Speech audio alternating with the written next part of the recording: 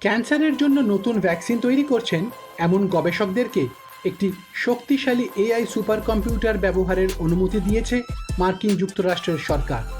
এই super computer তাদের গবেষণা আরও দ্রুত এবং কার্যকর করতে সাহায্য করবে।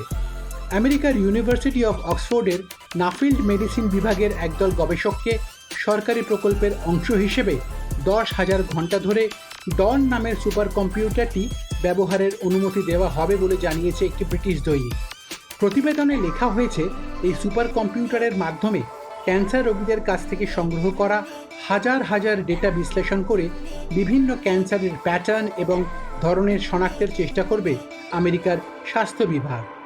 এই প্রকল্পের নেতৃত্বে রয়েছেন ডক্টর লেনার্ড লি। তার মতে, বিষয়টি বিজ্ঞানের কল্পকাহিনীর মতো শোনালেও এটি এখন বাস্তব সত্য। এখন 2025 সাল, এর মধ্যেই এই প্রযুক্তি আমাদের হাতে চলে এসেছে এবং আমরা এটি অবশ্যই ব্যবহার করে দেখব।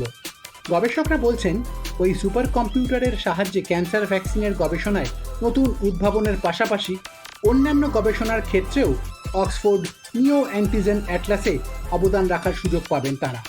সত্যি যদি এই গবেষণার হাত ধরে মারণ রোগ ক্যান্সারকে রোধ করা যায়, তাহলে এর চেয়ে ভালো খবর আর কী বা হতে পারে।